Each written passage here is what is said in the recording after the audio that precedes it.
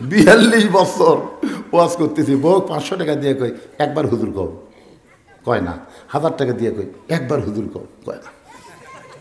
কেন হুজুর করলে কি হয়? খালি হাসে। হাসিস কেন? বলে জনগণ আপনাকে চিনে না তাই হুজুর কয়, কিন্তু আমি চিনি না। হুজুর এতই সোজা। হাসতেছেন? বইয়ের কাছে পীর হওয়া, বইয়ের কাছে হুজুর হওয়া ঠেলা আছে। বইয়ের কাছে আমাদের নবী নবী হয়েছে, তার মানে সবগুলো বাদ দিয়া শুধু নবীকেই আমাদের গ্রহণ করা লাগবে। দরকার কথা ঠিক কিনা? তার ভিতরেও যেমন বাইরেও তেমন। লাকাদ কানা লাকুম ফি রাসূলিল্লাহি উসওয়াতুন হাসানাহ আল্লাযী খালাকাল মাউতা ওয়াল হায়াতা লিয়াবলুয়াকুম আইয়ুকুম আহসানু আমালান ওয়া হুয়াল আজিজুল গফুর। কোরআনের আয়াত শুনলে ঈমান বাড়ে, কোরআনের তেলাওয়াত শুনলে ঈমান বাড়ে। এ কথা কার? ওয়াইদা তুলিয়াত আলাইহিম আয়াতুহু, তারপর বলছে যাদাতুহুম ঈমানান। তো ঈমান বাড়ার লক্ষণ কি? আমাদের যে বাংলাদেশের মানুষের ঈমান বাড়িছে তার একটা লক্ষণ নাই। কথা কর না কেন? কয়দিন আগে ভারত কি বলল?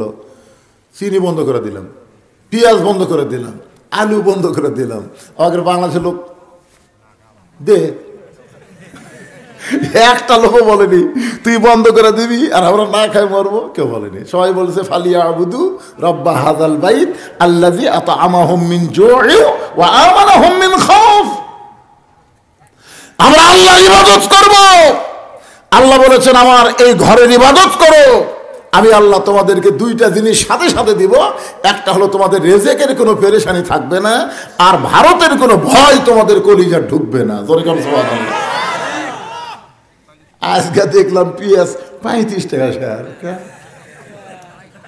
ওরা খালি কান দিচ্ছে, ভারতেরা খালি কান দিচ্ছে, ও বাবা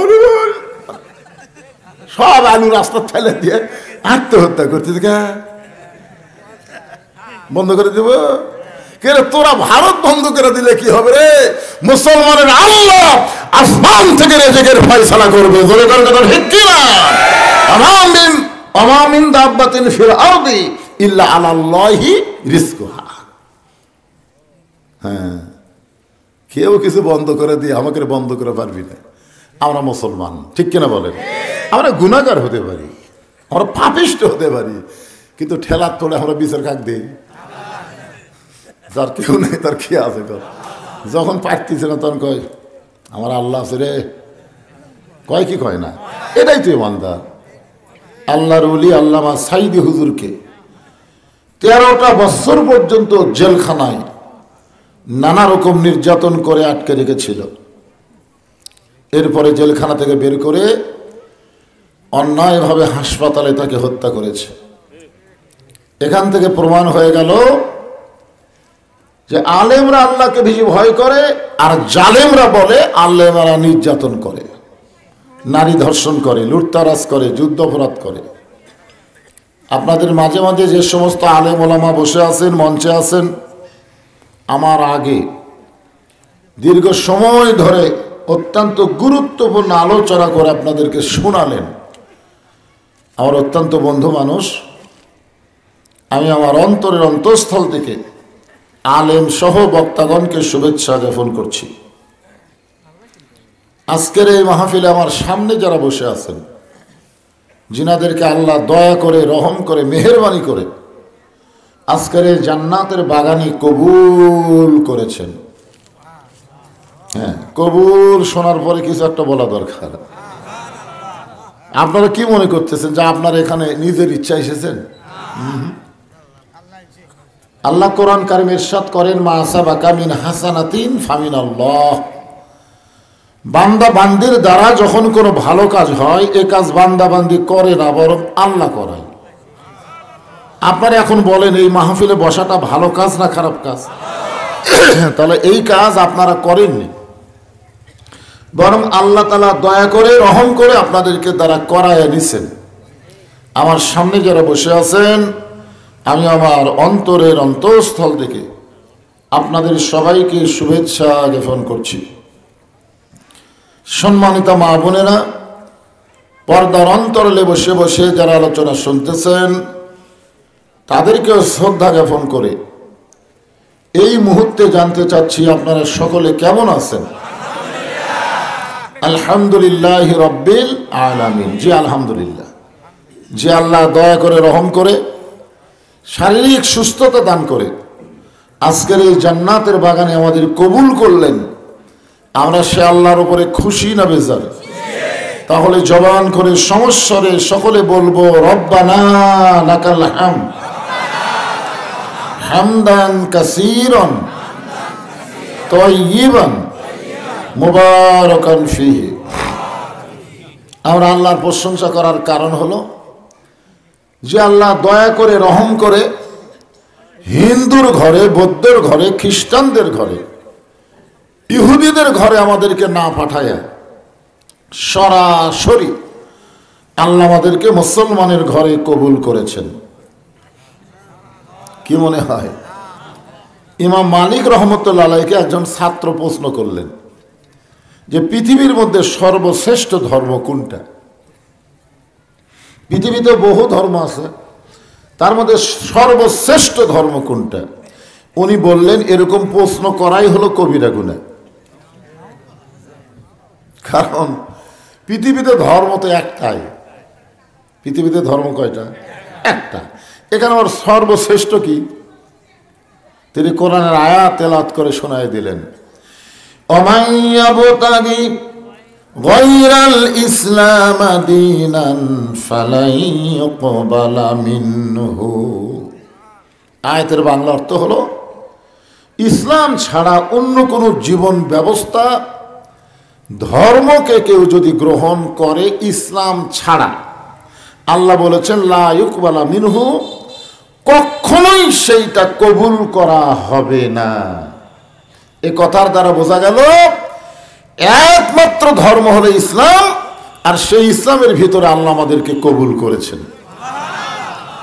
তাহলে প্রশংসা করবো কার? রুহের জগৎ। আমরা এখানে আসার আগে আর একটা জগতে ছিলাম, সে জগতের কথা মনে আছে? মনে নেই।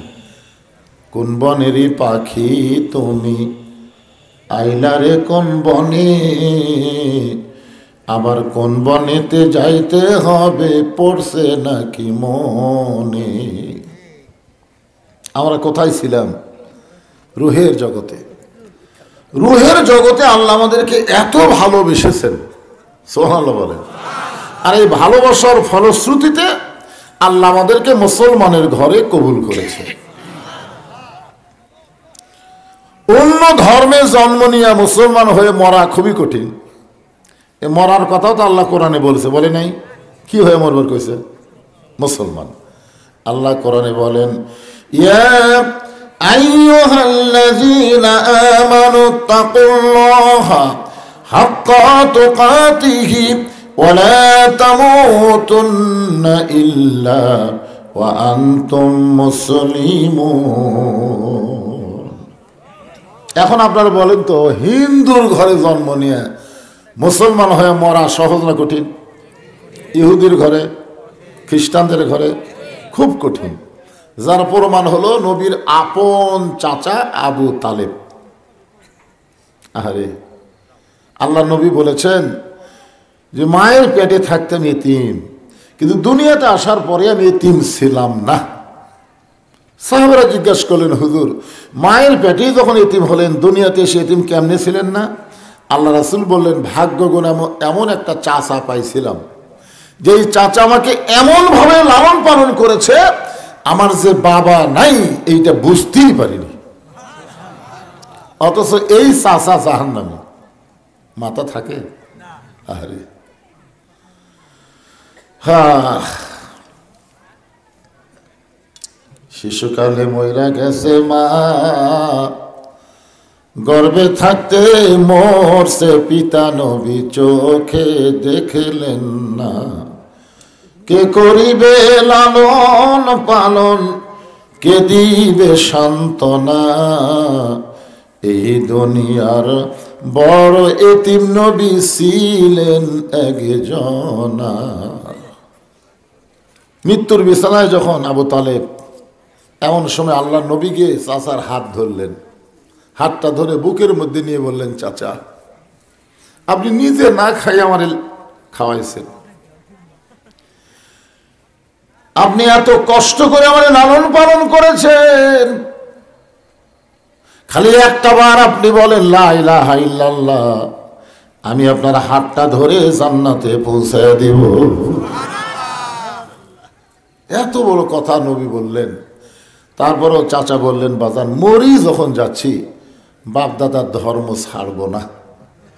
দেখছেন, এখান থেকে কি বুঝলেন যে অন্য ধর্মে জন্ম নিয়ে মুসলমান হয়ে মরা খুবই কঠিন, কিন্তু আল্লাহ তাআলা এই কঠিনটা আমাদের জন্য রাখে নাই। আমরা মুসলমানের ভিতরে জন্ম নিয়েছি মুসলমান হয়ে মরার জন্যই। জোরে কোন কথা ঠিক কি না? সাহাবীরা প্রশ্ন করলেন, ইয়া রাসূলুল্লাহ, মুসলমান হয়ে কোন মানুষ যখন মৃত্যুবরণ করবে ওই মানুষটার রেজাল্ট কি হবে? আল্লাহ নবী কোরআন থেকে বললেন, তাতানাজ্জালু আলাইহিমুল মালাইকা আল্লা তাখাফু ওয়া লা তাহজানু ওয়া আবশিরু বিল জান্নাতিল্লাতী কুনতুম তুআদুন। মুসলমান হয়ে যখন মৃত্যুবরণ করবেন তার জন্য কোনো কবর নাই, কোনো হাসর নাই, কোনো মিজান নাই, বিনা বিচারে আল্লাহ তাআলা সরাসরি তাকে জান্নাতে ঢুকাই দিবে। আর আমরা খালি কবরের কি হবে, হাসরের কি হবে এই চিন্তা নিয়ে আমরা ব্যস্ত। এলা হচ্ছে যারা বেঈমান হয়ে মরবে। মুসলমান হয়ে মরলে কোনো টেনশন নাই, আল্লাহর কথা বিশ্বাস করবেন না, লা তাখাফু কোনো ভয় নাই, ওয়ালা তাহজান কোনো চিন্তা নাই, ওয়া আবশিরু বিল জান্নাহ দুনিয়া থেকেই তুমি জান্নাত পেয়ে গেলে। আল্লাহ আমাদেরকে সুযোগ করে দিয়েছেন, আমাদের কোনো টেনশন নাই। মুসলমানের ঘরে জন্ম নিয়েছে, মুসলমান হই মরবো ইনশাআল্লাহ। এই জন্য প্রশংসা কম হবে না বেশি হবে? সব সময় আল্লাহর প্রশংসা, যখনই সময় পাবেন তখনই আলহামদুলিল্লাহ। আল্লাহর প্রশংসা করার কারণ হলো আছেন আমার মুক্তার, আছেন আমার বারিস্টার, শেষ বিচার কোন বিচার? শেষ বিচার। শেষ বিচারের হাইকোর্টেতে তিনি আমায় করবেন পার, আমি পাপী রাসূল জাবিন্দার। কত বড় আমাকে ভাগ্য! মাঝে মধ্যে কপালে, কি কপাল রে, কি কপাল আমাদের! দেখছেন, ভাগ্য গুণে এমন একটা নবীর উম্মত হবার পারছি যেই নবী নিজের জন্য একটা মুহূর্ত চিন্তা করেনি, একটা মুহূর্ত না, সব সময় শুধু চিন্তা করছে আল্লাহ আমার উম্মতের কি হবে, আমার উম্মতের কি হবে। আল্লাহ যখন হাকিম হয়ে আমাদের বিচার শুরু করবেন ওই সময় আমাদের নবী উকিল হয়ে, ব্যারিস্টার হয়ে, এখানে একজন উকিল বসে আছে না নাই?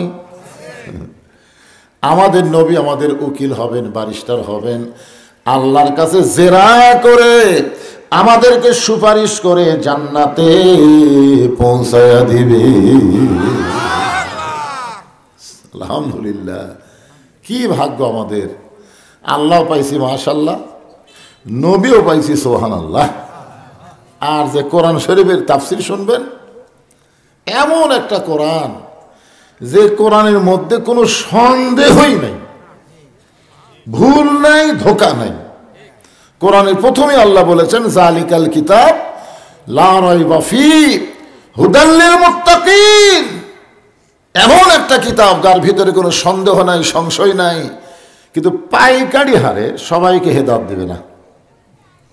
এই জায়গায় আল্লাহ একটু ক্যাপাসিটি করে বললেন হুদাল লিল মুত্তাকিন। মোত্তাকি যারা, এখন মোত্তাকি কে? আবু জেহেলও কোরআন শুনছে, আবু বকরও কোরআন শুনছে। আবু বকর রাদিয়াল্লাহু নবীর সামনে বসে শুনছে, আর আবু জেহেল পিছন থেকে ডেঁড়ে ডেঁড়ে খাড়া হইতে শুনছে। সকালবেলা আবু জেহেল বলতেছে, এত সুন্দর কোরআনের বাণী, রাতটা কোন দিক দিয়ে গেল বুঝবারই পারিনি। সুবহানাল্লাহ কবেন না? দেখেন, এই কোরআনের পক্ষে কিন্তু আবু জেহেল কথা বলতেছে যে এত সুন্দর কোরআনের বাণী, রাতটা কোন দিক দিয়ে গেল বুঝবারই পারিনি। আবু সুফিয়ান বলে নেতা, যেই কোরআন শুনতে রাত কোন দিক দিয়ে যায় বোঝা যায় না, সেই কোরআন ধরলে অসুবিধা কি? ধরলে শুনে যদি এত মজা হয় তাহলে ধরলে তো আরো মজা, নাকি কম? আবু জেহেল বলতেছে, আবু সুফিয়ান এটাই তো মারাত্মক রে। কোরআন যদি আমরা গ্রহণ করি তাহলে তোর আমার নেতৃত্ব চলবে না, আসল নেতা হয়ে যাবে আব্দুল্লাহর এতিম পোলা। আজকে আমাদের বাংলাদেশে আবু জেহেলের দল যারা করে তারা কোনোদিনও চাবে না বাংলার জমিনে কোরআনের বিজয় হোক। জোরে কোন কথা ঠিক কি না? ওরা মানুষের তৈরি আইন দিয়া, মানুষের তৈরি সংবিধান দিয়া বাংলাদেশ চালানোর চেষ্টা করবে, কিন্তু মুসলমান যারা হবে জীবন থাকা অবস্থায় মানুষের আইন তারা মানতে চাইবে না। জোরে কোন কথা ঠিক কি না? আপনি আল্লাহর নামাজ পড়বেন আর মানুষের তৈরি আইন মানবেন, খুবই সমস্যা। মুসলমান হয়ে মরা খুবই সমস্যা।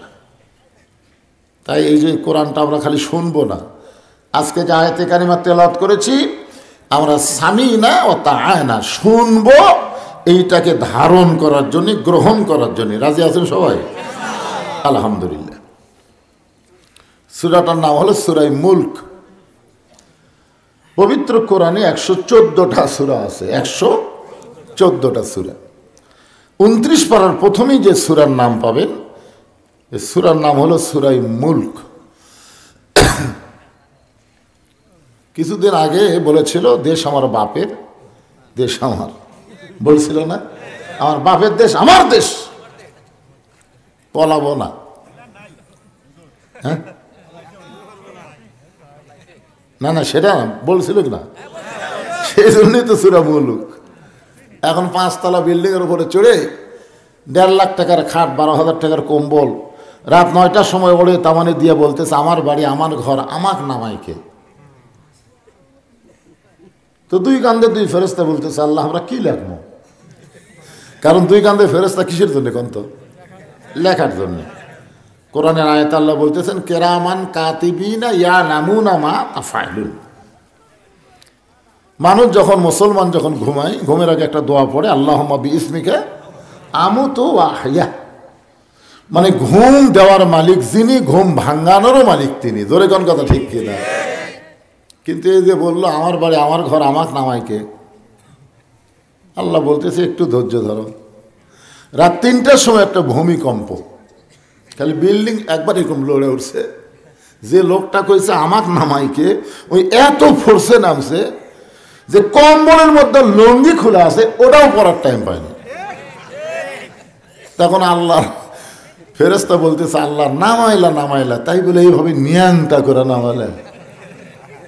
আল্লাহ কয় বিনা ভোটে 15.5 বছর যে ক্ষমতা দেখাছে, ভোট ছাড়াই, ধরে কোন কি ছাড়াই, জনগণ বহু চেষ্টা করলো আওয়ামী লীগকে নামানোর জন্য, হাসিনাকে নামানোর জন্য, বিএনপি জামাত এতই চেষ্টা করলো, কিন্তু নামাবার পারলো না। আমি আল্লাহ নামালাম ন্যাংটা করে। ধরে কোন কথা ঠিক কি?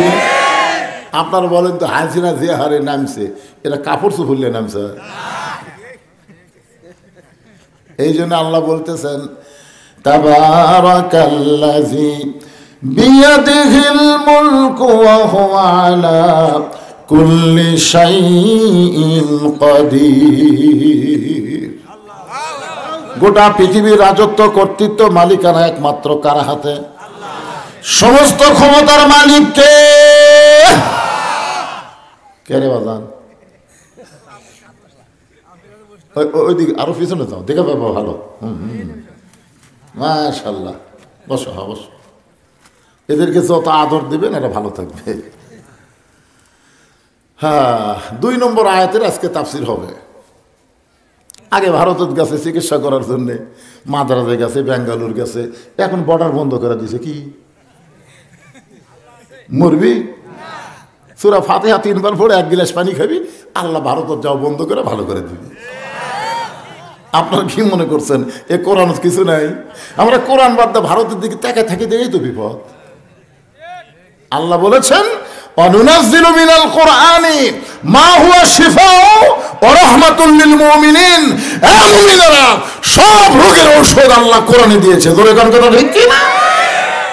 সব রোগ, কি রোগ নেবেন আপনি? সব, অর্থনৈতিক, রাজনৈতিক, সমাজনৈতিক সব রোগের ওষুধ আল্লাহ কোরআনে দিয়েছে। এদের একটা স্লোগান আছে, সব সমস্যার সমাধান দিতে পারে আল কোরআন। এটা কোনো মাদ্রাসার মাহফিল না, মসজিদের মাহফিল না যে টাকা কামাই করা লাগবে, এটা হলো পারিবারিক মাহফিল। জোরে কোন কথা ঠিক কি? মন খুলে ওয়াজ শুনবেন এবং বলবো, অসুবিধা আছে? আলহামদুলিল্লাহ। মানুষ কম হসে তা কি হসে, আজকে আবার ওয়াজের কলেরা লাগছে, বুঝলেন? হায় হাই রে, ওয়াজের কলেরা যে লাগবি না, 15 বছর থেকে তারা ওয়াজ করে আর পারতেছে না, বুঝলেন? খালি অনুমতির ধান্দা। এই বছর একেবারে এখন সব পাড়ার লোকেরা আমরাও করবো, আমরাও করবো, অনুমতি লাগতেছে না, কিছু লাগতেছে, খালি মাইকিং করতেছে আর মাহফিল করতেছে। আলহামদুলিল্লাহ। কি কন? এদের সামনে একটু ফাঁকা ফুঁকা আছে, কিছু লোক আছে ওদের ধরে খাড়াই আছে, একটাকে আসেন, আসবি আসবি, সবাই আসবি, জান। হ্যাঁ, সবাই একটু সামনে দিকে চেপে বসেন আর জিকির করেন লা ইলাহা। শীতের রাত চাপবেন আর মজা পাবেন, সামনে আসেন।